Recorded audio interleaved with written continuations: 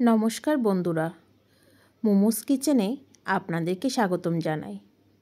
নতুন আরেকটি রেসিপি নিয়ে আবারও আপনাদের মাঝে চলে আসলাম। আজকের পর্বে তৈরি করে দেখাবো কড়াইশুঁটির কচুরি। কড়াইশুঁটির কচুরি বানানোর জন্য এখানে আমি সবার প্রথমে নিয়ে নিয়েছি কড়াইশুঁটি। আমি এখানে ফ্রেশ কড়াইশুঁটি নিয়েছি, আপনারা চাইলে ফ্রোজেন কড়াইশুঁটিও ব্যবহার করতে পারেন। আমি এবার এই কড়াইশুঁটিগুলোকে ব্লেন্ডার করে নিব। এখানে আমি শুধু কড়াইশুঁটিটাকেই ব্লেন্ডার করে নিব, আর কিছুই দিব না। কড়াইশুঁটিটা দিয়ে সামান্য একটু জল দিয়ে একটা পেস্ট তৈরি করে নিচ্ছি। কড়াইশুঁটিগুলোকে আমি ব্লেন্ডার করে নিয়েছি, একটা পেস্ট তৈরি করে নিয়েছি। এখন এটা একটা বাটিতে তুলে রাখব। এরপর একটা মশলা তৈরি করে নিব। তার জন্য এখানে আমি নিয়েছি কয়েক টুকরো আদা আর দুটো কাঁচা লঙ্কা। চুলাতে একটা পাত্র বসিয়ে দিয়েছি। এখন এখানে পরিমাণ মতো তেল দিয়ে দিচ্ছি। তেলটা যখন একটু গরম হয়ে আসবে, এখানে আধা চামচ পাঁচফোড়ন দিয়ে দিয়েছি। পাঁচফোড়নটাকে কয়েক সেকেন্ড ভেজে নিয়ে এবার এখানে দিয়ে দিচ্ছি আদা আর কাঁচা লঙ্কার পেস্ট। আদা আর কাঁচা লঙ্কা বাটাটা খুব ভালো করে ভেজে নিয়েছি। এবার এর মধ্যে দিয়ে দিচ্ছি আগে থেকে পেস্ট করে রাখা কড়াইশুঁটি। এবার গ্যাসের ফ্লেমটাকে মিডিয়ামে রেখে এটাকে কিছুক্ষণ ভেজে নিব। এটাকে আমি 5 থেকে 6 মিনিটের মতো ভেজে নিব। এখানে দিয়ে দিচ্ছি পরিমাণ মতো নুন। এবার নুনটাকে ভালো করে মিশিয়ে নিচ্ছি। এরপর কিছুক্ষণ এটাকে ভেজে নিব।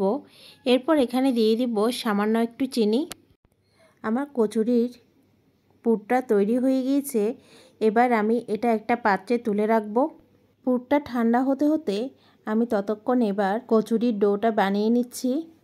কচুরির ডোটা বানানোর জন্য এখানে আমি নিয়ে নিচ্ছি 3 কাপ ময়দা, সামান্য একটু দিয়ে দিচ্ছি নুন, এরপর দিয়ে দিচ্ছি 1 চামচ চিনি। এবার সবগুলো উপকরণ খুব ভালো করে মিশিয়ে নিচ্ছি। এরপর এখানে দিয়ে দিচ্ছি সামান্য একটু ঘি। ঘিটা দেওয়ার পর আবারও ভালো করে মিশিয়ে নিচ্ছি। এবার এটাকে কুসুম গরম জল দিয়ে মেখে নিব। জলটাকে আমি একেবারে না দিয়ে অল্প অল্প করে দিয়ে আমি ডোটা মেখে নিচ্ছি। দেখুন, আমি অনেক সফট একটা ডো মেখে নিয়েছি। এবার এখানে সামান্য একটু তেল দিয়ে এই ডোটাকে আমি 15 মিনিট রেস্টে রেখে দিব। 15 মিনিট পর চলে আসলাম। এবার এই ডোটাকে আমি আরও কিছুক্ষণ সময় নিয়ে মেখে নিব। ডোটাকে ভালো করে মেখে নিয়েছি। এবার একটা একটা করে লেচি কেটে নেব। এখান থেকে একটা লেচি নিয়ে হাতের সাহায্যে বাটির মতো করে নেব। এরপর এখানে 1 চামচ পরিমাণ পুর দিয়ে দিয়েছি। এরপর সব কটা সাইড খুব সুন্দর করে বন্ধ করে দিয়েছি।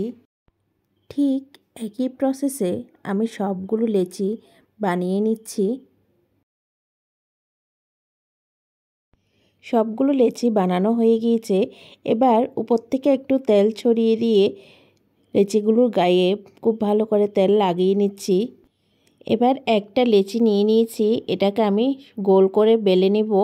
এটা কিন্তু খুব আস্তে আস্তে বেলতে হবে, যাতে ভিতর থেকে পুরটা চলে না আসে। আপনারা দেখে নিশ্চয়ই বুঝতে পাচ্ছেন আমি কতটা আস্তে আস্তে এটাকে বেলে নিচ্ছি। এবার এটাকে আমি দিয়ে দিব তেলে।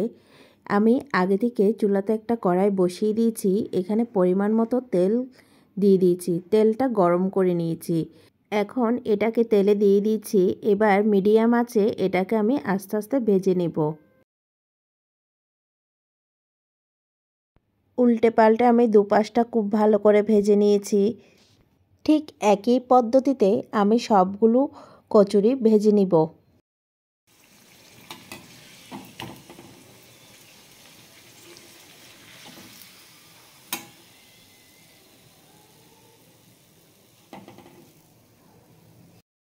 আমি সবগুলো কচুরি ভেজে নিয়েছি। আশা করছি আপনাদেরকে খুব সহজভাবে আজকের রেসিপিটি দেখাতে পেরেছি।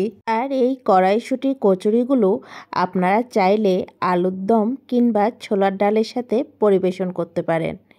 আমি এখানে আলুর দমের সাথে কচুরিগুলো পরিবেশন করে আপনাদেরকে দেখিয়ে দিচ্ছি। একটা কচুরি আমি আপনাদেরকে ছিঁড়ে দেখাচ্ছি। দেখুন ভিতরটাও কতটা সুন্দর হয়েছে। তো তা আজকের রেসিপিটি আপনাদের কেমন লেগেছে কমেন্ট করে জানাতে কিন্তু ভুলবেন না। আর রেসিপিটি যদি আপনাদের ভালো লেগে থাকে লাইক এবং শেয়ার করবেন। পরবর্তী রেসিপি দেখার আমন্ত্রণ জানিয়ে আজকের মতো বিদায় নিচ্ছি।